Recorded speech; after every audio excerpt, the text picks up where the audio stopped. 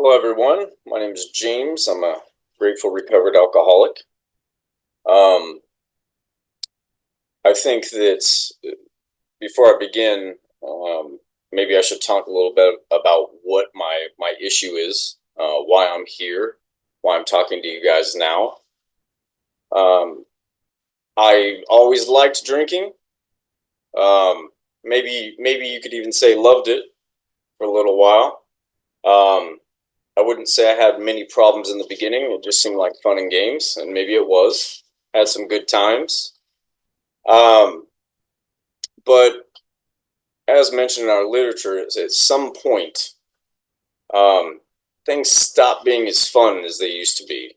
Um, there started to become problems associated with my drinking and, other forms of alcohol, which I readily participated in. I like them all. Um, Whatever could get me out of my head, whatever could make me feel good, like nothing was wrong, any of that, I was taking into my body, right? So I did that for a long time without too many consequences. Um, and like I mentioned, at some point, um, I did start having a few consequences. Started doing some reckless stuff. I always tell the story about how I was drunk with a fellow musician friend of mine, and um, very drunk. Let's just keep it real here. Extremely intoxicated and on some other things, and I thought I was inspiring him, I suppose. We're up on a roof. Never mind how we got there. Like I said, I was intoxicated. We were allegedly having a good time up to this point, and this gentleman was having a rough time, and so he was talking about all the problems in his life, and I told him I was going to inspire him. I said, you know what? You're a good person, man, and you could do anything you want to do. And to prove it, I'm going to jump from this roof to the next roof. And I didn't make it. I mean, I sort of did, but I kind of just hit the side of the building. I fell, and that's why I got this. I don't know if you could see it very well on this camera, but I got a cool scar here.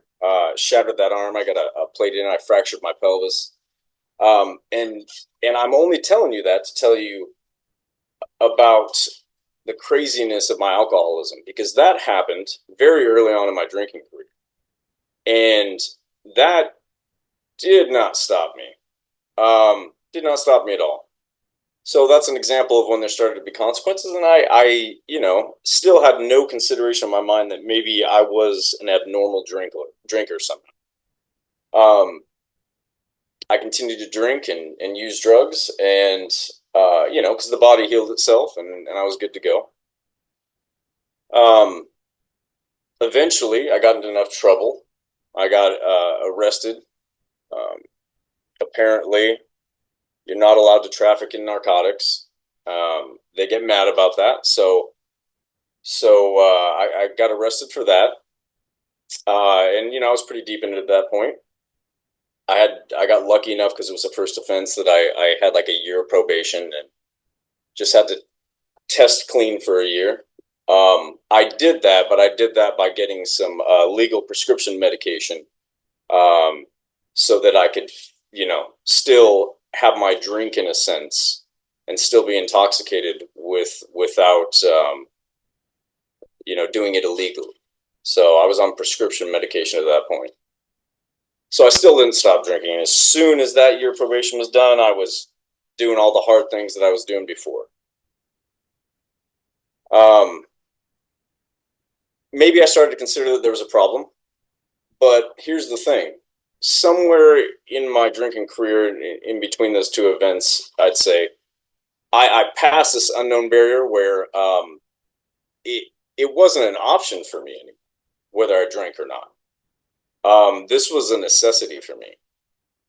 And it's not that I really could contextualize that or verbalize it, but I knew that I was starting to become trapped, right? Because I was doing some insane things, and yet still, every morning when I woke up, the first thought on my mind was getting drunk. Um, So I did that. I did that. We do what our thinking tells us to do. And at this point, my thinking was pretty hijacked by my drinking. I tried to move away from my drinking. Um, and why I decided to move out to LA, I don't know. Like I said, my thinking wasn't very clear at this point because I don't know if you guys know, but there's drugs and alcohol in LA as well. In fact, there's a lot. And I remember the first job I got in LA, I met another person like me. And we know each other when we recognize each other.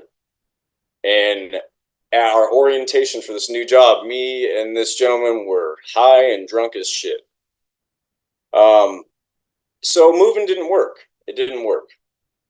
Um, it wasn't until I moved back up here to Northern California, back close to my family, that things eventually changed. Now, I want to say that there was years and years, despite the fact I knew something was wrong and I couldn't control it anymore. I went on for years after that. Just waking up every day to drink, um, drinking until I passed out in a chair or on the street. It didn't matter. I was on the street quite a bit because I could be closer to, my drug of choice and my alcohol. Um, it wasn't until my brother ended up getting sober that I started to consider that as an option. I, at this point, had basically thought that I never actually tried to kill myself, but I didn't really care. I just thought that like I was just gonna go on to the bitter end. I didn't know what that was. I was perfectly aware that I could die of this disease, but I couldn't stop. I couldn't stop. I tried to get sober. I tried to stop, doing this certain drug or drinking this certain thing, and that I couldn't do it. It wouldn't work for me. Um, I went to an outpatient program.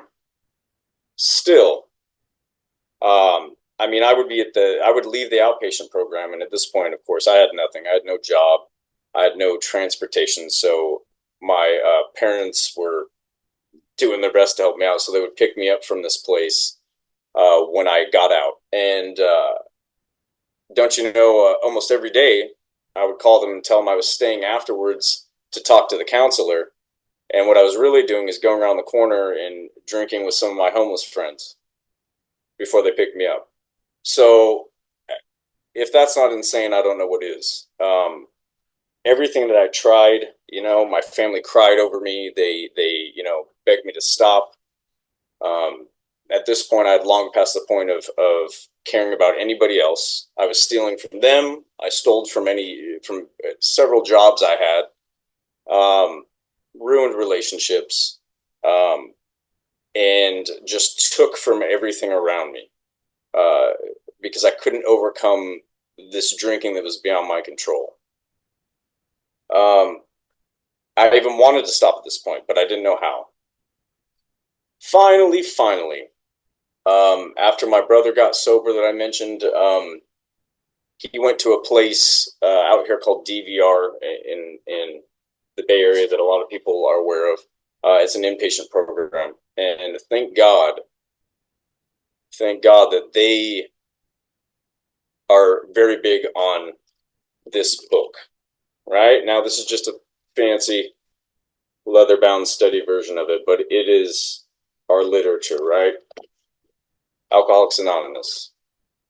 Um, so while there, a group of gentlemen who seemed to be happy, joyous, and free coming into an institution every week and talking about how they were free and how they did it. And they would read this book to us and go through it and give us our experience, strength, and hope. And that struck a chord with me because I for a long time thought that I would never be able to feel normal again without drinking, let alone be free and happy. That seemed as insane as my drinking to me. But something about them and their willingness to help other alcoholics spoke to me, and I believed them. And so when I was approached by another alcoholic about working through this book, number one, I was out of options. Let's just be clear about that. There was nothing else. And also, like I said, there was something about these people that made me think maybe they could help me. And so I took their suggestions and we worked through this book together. And that's the only reason I mentioned this story. I like to remind myself why I'm here and to let you guys know why I'm here. Well, that's the only reason I'm here. I might be dead. That's a fact. It's also a fact that I certainly wouldn't be sharing this with you in hopes of helping another alcoholic if it weren't for those people that passed this on to me. So I went through these steps, admitted I was powerless over alcohol, that my life had become unmanageable. I came to believe that a power greater than myself might restore me to sanity, could restore me to sanity. I made a decision to turn my will and my life over to the care of God as I understood him. And now my concept, I want to say, of God at that point was fairly limited.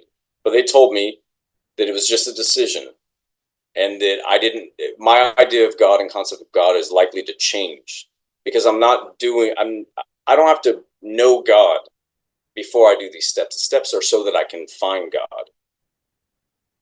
And so I said, okay. I made a searching and fearless moral inventory of myself. Did I sit on it for like a month? Yeah, of course I did. Did I kind of drag it out unnecessarily? Yes. Was I going to do the world's first perfect 4-step? Yes, I was. And I did none of those things. Or I didn't make a perfect 4-step. I did do a thorough one though. I put things on there that I didn't think I'd ever say to people and discuss. I went back through my life with thoroughness and honesty. And then I admitted to God, to myself, and to this person who was taking me through the steps, the exact nature of my wrongs. I became entirely ready to have God remove all my defects of character. And then I humbly asked God to remove my shortcomings. And so that brings us to what we're talking about today. Steps 8 and 9. Before I begin, if I want to read the 7-step prayer because I think it's an extremely important prelude to doing steps 8 and 9. If you guys want to join me, it's on page 76 in the book. My Creator, I am now willing that you should have all of me, good and bad. I pray that you now remove from me every single defect of character which stands in the way of my usefulness to you and my fellows. Grant me strength as I go out from here to do your bidding. Amen. So I do this prayer. I've subjected myself to a drastic self-appraisal. But the instructions in this book tell me that a very key thing that we're going to discuss, and I think is incredibly important to steps 8 and 9, and that is the thought that faith without works is dead. The very next sentence after that prayer is, now we need more action, without which we find that faith without works is dead. And that brings to mind why we're doing step 9. I mentioned that at the peak of my drinking career, I didn't care about anybody around me. I in the back of my head, I knew what I was doing I was wrong, and maybe I didn't even necessarily do anything maliciously, but I certainly did it selfishly. It was about me at that point and what I needed, and it was about nobody else. So let me find it. Yeah. On page 82, it kind of describes why I'm doing step 9. The alcoholic is like a tornado roaring his way through the lives of others. Hearts are broken, sweet relationships are dead, affections have been uprooted. Selfish and inconsiderate habits have kept the home in turmoil. We feel a man is unthinking when he says that sobriety is enough. He's like the farmer who came up out of his cyclone cellar to find his home ruined. To his wife, he remarked, "Don't see anything the matter here, Ma. Ain't it grand the wind stopped blowing?"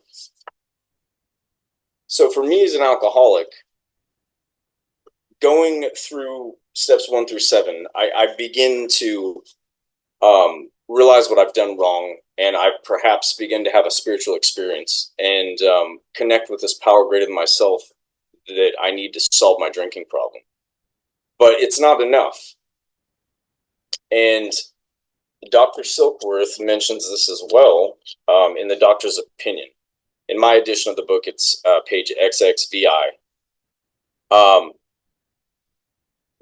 But in the first paragraph there, in the middle of that paragraph, it says, once having formed the habit and found they cannot break it, once having lost their self-confidence, their reliance upon things human, their problems pile up on them and become astonishingly difficult to solve. So that's another reason I'm doing this. I've created all this wreckage in my past as a result of my drinking, and my life is unmanageable. So if I want to really move forward, it's not enough to pray about it. It's not enough to just ask God to forgive me. I have to take action on these things. And that's why, perhaps, this is maybe more of my opinion, but perhaps step 9 is the most humbling step in this process, because I'm having to go and face what I've done. I've ran from it this whole time. As an active alcoholic, mostly what I'm doing is, like I mentioned, the only action I'm taking as an active drinker is entirely selfish. I'm not doing anything to better my life or anybody around me. I'm not being close to anybody I care about. In fact, it's the opposite. I'm just taking.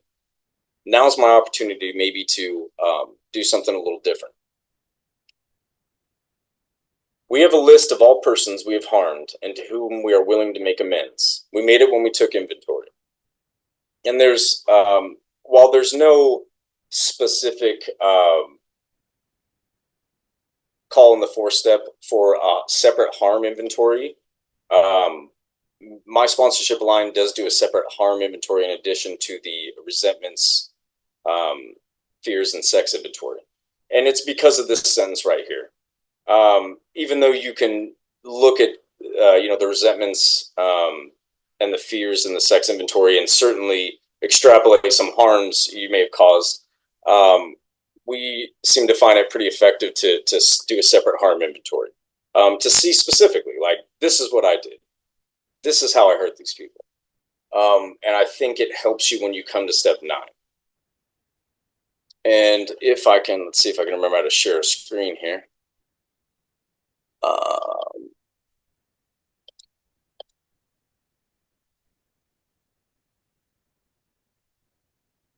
Okay. Can you guys see that? Can you see there it is. Okay. So this is just a kind of sheet that we use. You can do this in long form, however you want, on a notebook paper, but this is kind of how we do step 8, right? You have the name of the person that you're willing to make amends to here, what the person said when you make the amends, the action to complete the amends, and the date that you finally complete it. And this is really, I think, just to ensure that I'm taking this action and following through with it. Because just like I can try to pray all these things away, making an amends and then not following through with it is just equally as ineffective. We subjected ourselves to a drastic self-appraisal. Now we go out to our fellows and repair the damage done in the past. We attempt to sweep away the debris which has accumulated out of our effort to live on self-will and run the show ourselves. If we haven't the will to do this, we ask until it comes. Remember, it was agreed at the beginning we would go to any lengths for victory over alcohol. So, on this list, we have a willing and an unwilling list. Because it says it right here, right? There may be some things that we're unwilling to do at first. Hopefully at this point, you've done enough to where you actually realize that you have to be willing to do whatever it takes, just as it mentions right here. If you're like me, I had no choice but to be willing. I knew that I couldn't move on if I was being held back by the wreckage of my past. So we have an unwilling list as well. But once again, my sponsorship line, I think, look, I was told a long time ago that alcoholics we're wigglers. We try to wiggle out of anything. So this the way this list is done for the 8 step is I think trying to prevent that a little bit, right? So you see here in this unwilling list, you have the name of the person, but it requires you to explain why you're unwilling.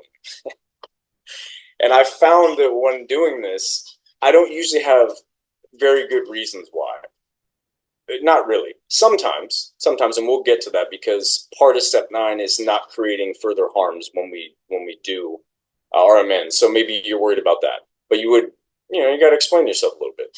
Writing is key in this program. So writing all this stuff down helps me. It helps me see the thoughts in my head that I can frequently misjudge. And we're going to get into this reading through step 9. But you also have a creditors list to pay back, whether I stole it or I owe it. There's a list of the names of people or institutions you owe, the payback arrangement that you're going to make, and the date you complete that financial amends. And we're going to get through this too, but also those that we have no physical contact with, people who cannot be seen, right? And all this stuff it's out of the book, right? These quotes are out of the book. Name of the person that cannot be seen. What response did you receive to complete the amend? And I'll get into an amends story that I have about one of these that I thought was pretty powerful. The action to complete the amends and the date to be completed. Now, this is describing people usually that have passed away. And so it may seem weird to write down a response from that person. But once again, I found it a very spiritual and effective way to do this. I definitely received a response, and I'll talk about that in a little bit. So, all right. Probably there are some misgivings. I don't know if you guys had any trepidation about making amends, but there's a lot of fear for me. There was a lot because, like I said, I fucked a lot of things up. So there's a lot of fear associated with going to these people and these places and these institutions and trying to make these repairs. As we look over the list of business acquaintances and friends we have hurt, we may feel diffident about going to some of them on a spiritual basis. Let us be reassured, to some people we need not and probably should not emphasize the spiritual feature on our first approach. We might prejudice them. At the moment, we are trying to put our lives in order. And this is key right here, I believe. But this is not an end in of itself. Our real purpose is to fit ourselves to be of maximum service to God and the people about us. So this isn't just about repairing the past. If I'm going to live this new spiritual life, this has to be my real purpose. It is seldom wise to approach an individual who still smarts from our injustice to him and announce that we have gone religious. In the prize ring, this would be called leading with the chin. Why lay ourselves open to being branded fanatics or religious bores? We may kill a future opportunity to carry a beneficial message. So that tells me right there that this, if I'm trying to fit myself to be a maximum use to God knows about me, that I'm trying to remove anything that may block me from doing that. And here's the key to it, right? If I'm going to somebody just spiritually, because I've had sponsees do this, and I know people that have done it, and basically saying, listen, I found God. Do you forgive me? It seems a little disingenuous, right? We're trying to repair the damage done, and that's about it. It says right here, but our man is sure to be impressed with a sincere desire to set the right wrong. He's going to be more interested in a demonstration of goodwill than in our talk of spiritual discoveries. So once again, faith without works is dead. I'm not coming to him and saying, I found God, I'm a changed person, do you forgive me? That's not what this is about. I'm going to take action on it. We keep this one rather simple, in my opinion. We don't use this as an excuse for shying away from the subject of God. When it will serve any good purpose, we are willing to announce our convictions with tact and common sense. The question of how to approach the man we hated will arise. So we're starting to get into amends made to somebody that I don't like, right? Probably somebody I had a resentment against. And once again, I think this is where doing a separate harm inventory can kind of help you, because in going through step 4 and 5 with a sponsee, and then when we get to amends, if I didn't do that harm inventory, sometimes they may not be at the point where they can understand how just having a resentment towards somebody may harm them. And, let's talk about that. Just because I don't like somebody, does that mean I've harmed them? Now, there's going to be specific incidences where, yeah, I'm pissed off about somebody, I'm holding on to something, and I lash out at them, whether it's verbally or physically hurt somebody. But also, early in my program, one of my spiritual advisors pointed out to me that frequently an alcoholic does a lot of harm through omission. So if I'm really resentful of somebody and I hate them, how do I treat that person in general? Because one thing I like to do is just cut that person out of my life and ignore them. And in my opinion, that's a harm as well. So how do we repair stuff like this? It may be that that person has done more harm to me than I've done to him. And though we have acquired a better attitude toward him, I'm still not too keen about admitting my faults. Pride is a big one here, right? Especially if I think that person hurt me worse than I hurt them. Nevertheless, with the person we dislike, we take the bit in our teeth. It's a good analogy. I don't know if you guys know anything about horses. I certainly don't, but I looked this up because I think it's important to my recovery. So a bit is the part of a horse's bridle that's held in their mouth. And the idea is that this metal part goes across their gums, where their teeth are absent in the back. And it's an irritant. So if I pull to the right, it's going to rub on the horse's gums, and that causes them to turn toward the bit in order to escape that irritation. So this is, I think, an amazing analogy for amends, especially towards somebody I don't like, because I go toward that, right? I don't like it. I don't like this person. I probably don't like what they may have done to me, but I take that bit in my teeth. It is harder to go to an enemy than to a friend, but we find it much more beneficial to us. We go to him in a helpful and forgiving spirit, confessing our former ill feeling and expressing our regret. And at this point, I maybe want to talk really quickly about how my sponsorship line actually does the amends. From my 4-step inventory, I can see where I've been selfish. I've, once again, always been told to keep this simple, right? I'm there to sweep away the past, and I'm taking ownership of my part in it and trying to make that right. That's it.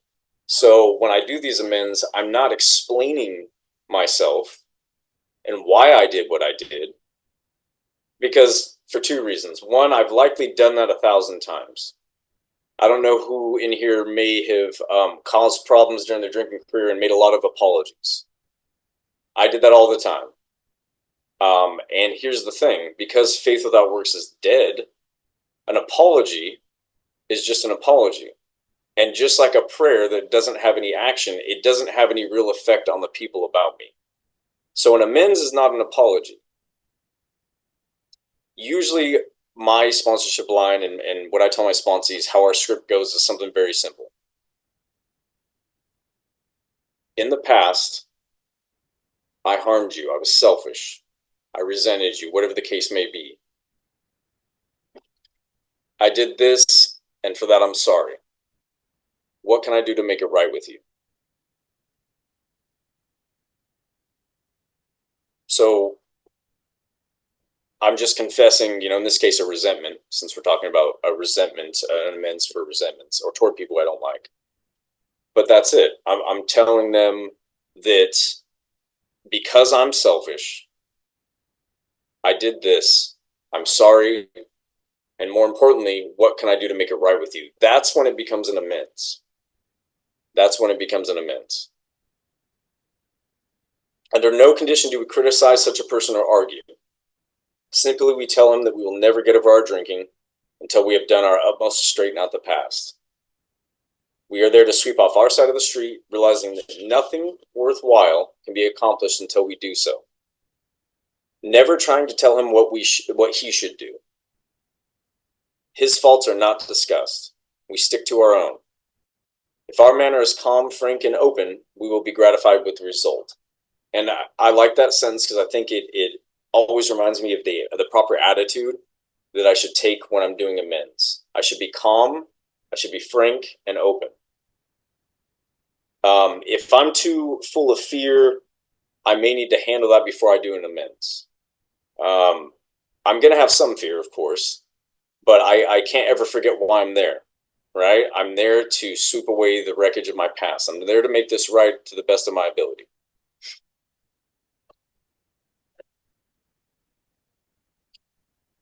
What happens if this person tells you to fuck off? Right? So the next paragraph kind of deals with that. Because anybody who's done, a fair amount of amends might have had this happen. Occasionally, they were. I'm sorry. It should not matter, however, if someone does throw us out of his office. This is on the bottom of the first paragraph on page 78. Should not matter, however, if someone does throw us out of his office. We have made our demonstration, done our part. It's water over the dam.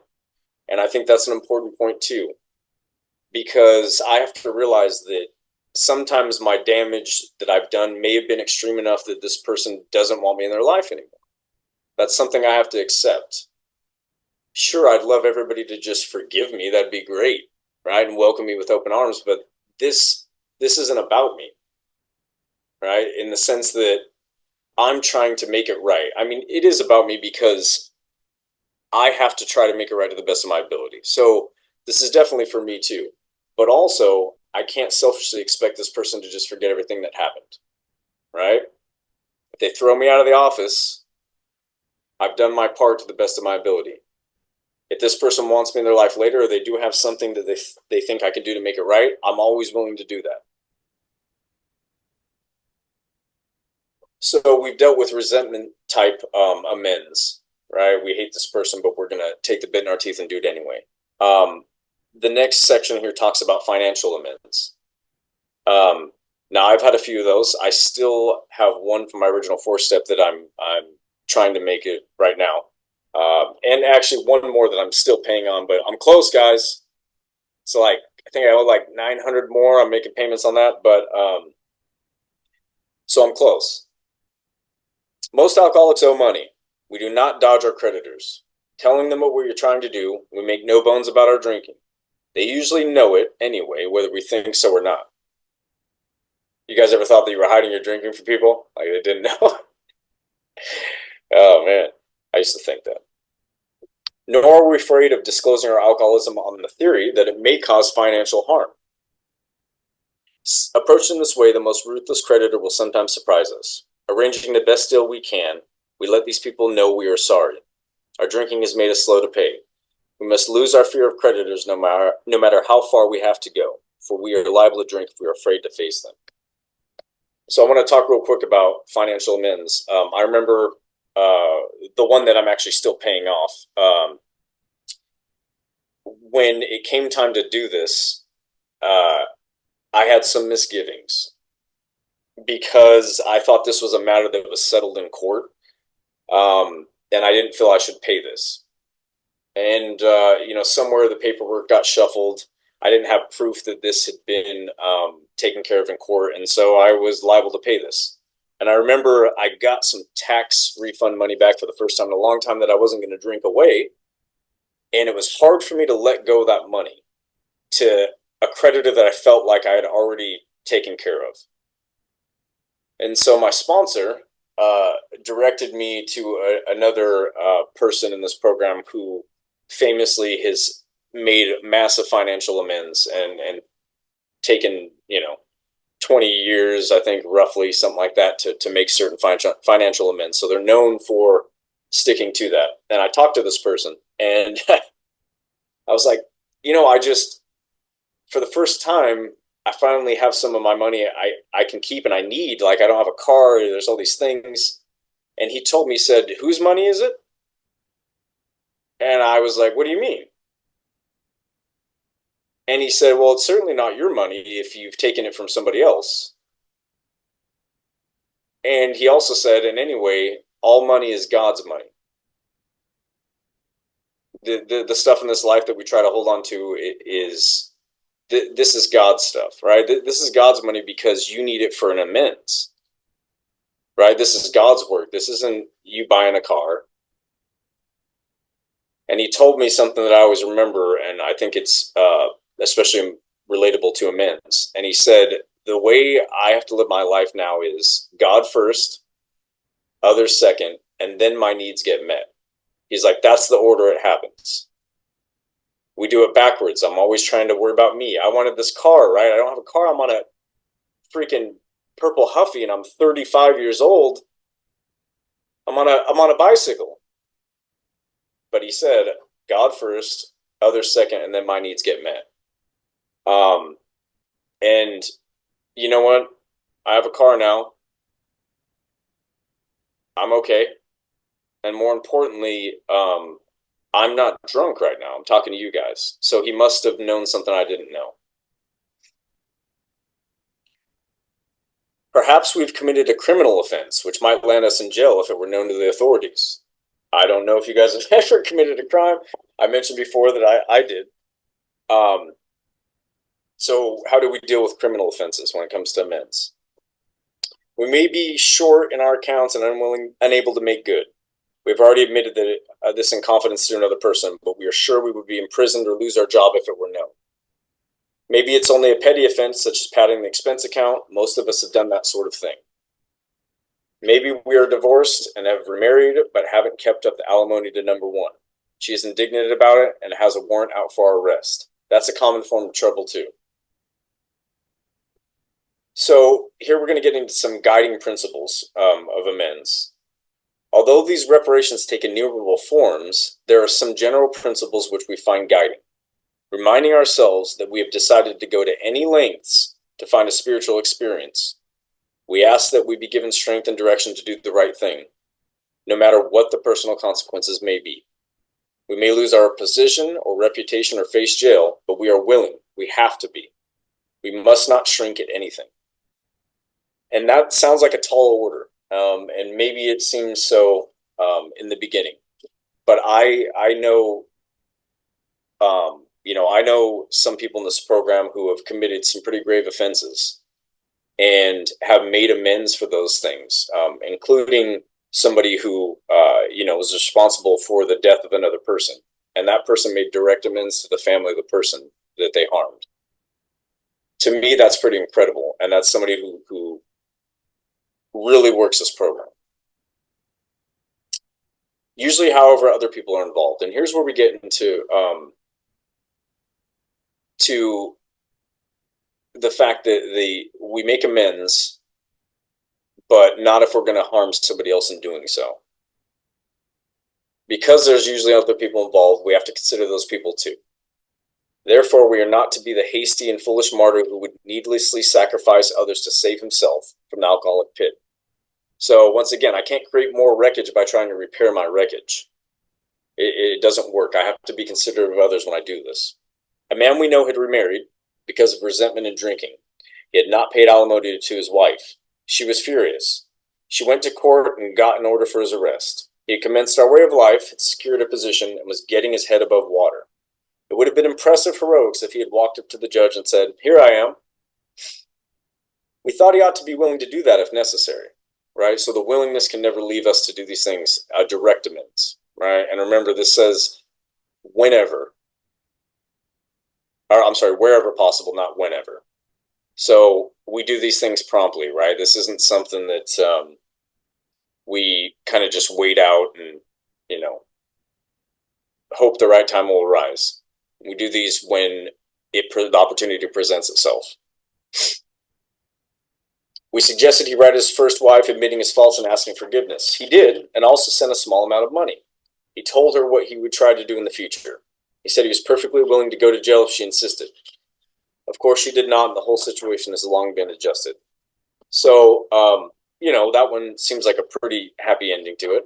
Some of us might actually have to go to jail for things, but we have to be willing to do it, I also know people who have had to do amends and had to maybe serve a little time because of it. But the key point here, I think, is that jail seems bad.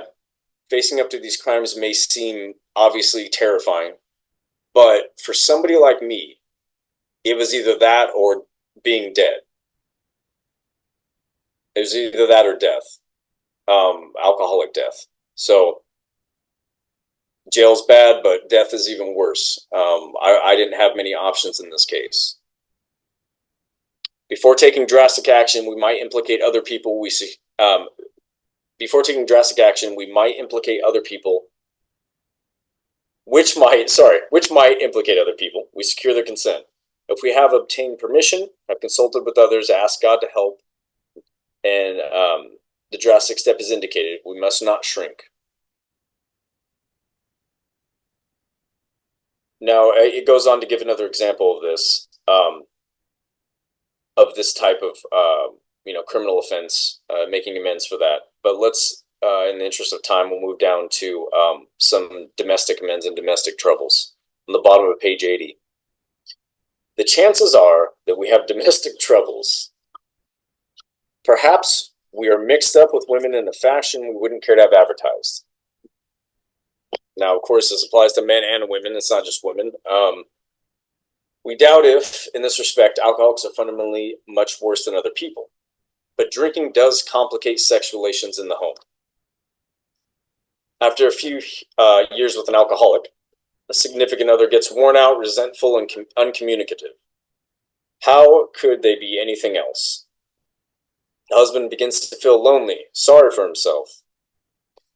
He commences to look around in the nightclubs or their equivalent for something besides liquor. Perhaps he's having a secret and exciting affair with the girl who understands. The girl who understood me was alcohol, so I don't know. In fairness, we must say that she may understand, but what are we going to do about a thing like that? A man so involved often feels very remorseful at times, especially if he is married to a loyal and courageous girl who has literally gone through hell for him. Whatever the situation, we usually have to do something about it. If we are sure our wife does not know, should we tell her? Not always, we think. If she knows in a general way that we have been wild, should we tell her in detail? Undoubtedly, we should admit our fault. She may insist on knowing all the particulars. She will want to know what the woman is, who the woman is, and where she is. And here's some guiding principles for domestic amends. We feel we ought to say to her that we have no right to involve another person. We are sorry for what we have done, and God willing, it shall not be repeated. More than that, we cannot do. We have no right to go further. Though there may be justifiable exceptions, and though we may wish to lay down no rule of any sort, we have often found this the best course to take. So once again, right, with criminal offenses, with financial amends or domestic amends, the common thread there is that I'm going to make direct amends, right, wherever possible, except when doing so would harm myself or others, and particularly others. I'm not trying to, if I'm making an amends to somebody because I've cheated on them, right? First of all, as the book says, chances are they probably already know or have a good idea. Why would I go into detail about that? Unless I'm trying to be vindictive or I'm trying to somehow explain and save myself some type of embarrassment, right? It's unnecessary, right? I'm trying to make right for something I've done wrong.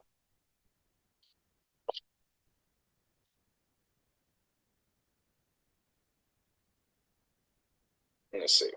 Okay, so on page 83 at the top. So we've gone through, some specific direction on amends and some very helpful suggestions and some good context. So at the top of 83, it reads, yes, there is a long period of construction ahead. We must take the lead. A remorseful mumbling that we are sorry won't fill the bill at all. We ought to sit down with the family and frankly analyze the past as we now see it, being very careful not to criticize them. Their defects may be glaring, but the chances are that our own actions are partly responsible. So we clean house with the family, asking each morning in meditation that our Creator show us the way of patience, tolerance, kindliness, and love. The spiritual life is not a theory. We have to live it. I like to pay attention in particular to any italicized writing in this book because it's done for emphasis.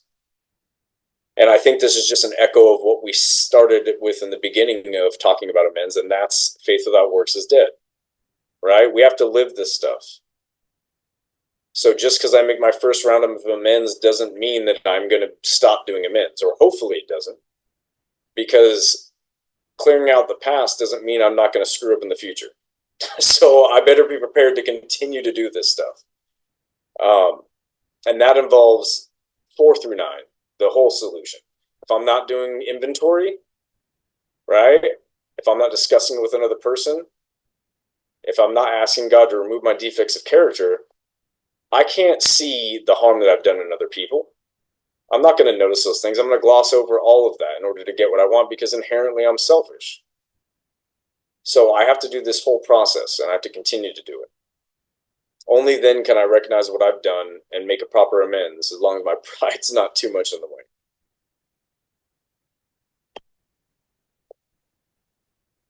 Our behavior will convince them more than our words. Once again, faith without works is dead.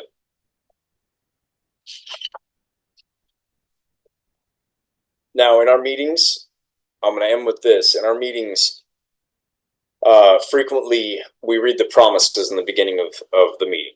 And I didn't know until I did the step work that, all these promises are specific. So let's talk about the 9-step promises.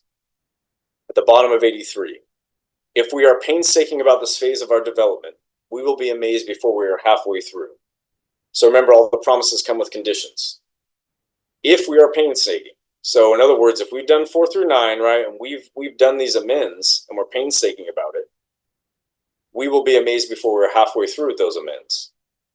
We're going to know a new freedom and a new happiness. We will not regret the past nor wish to shut the door on it. We will comprehend the word serenity and we will know peace. No matter how far down the scale we have gone, we will see how our experience can benefit others. That feeling of usefulness and self-pity will disappear. We will lose interest in selfish things and gain interest in our fellows. Self-seeking will slip away. Our whole attitude and outlook upon life will change. Fear of people and of economic insecurity will leave us. We will intuitively know how to handle situations which used to baffle us. We will suddenly realize that God is doing for us what we could not do for ourselves. Are these extravagant promises? We think not. They are being fulfilled among us, sometimes quickly, sometimes slowly. I think it's directly related to how quickly you do your amends, but they will always materialize if we work for them. That's about all out of me. Sorry if I went a little long, guys. Thank you.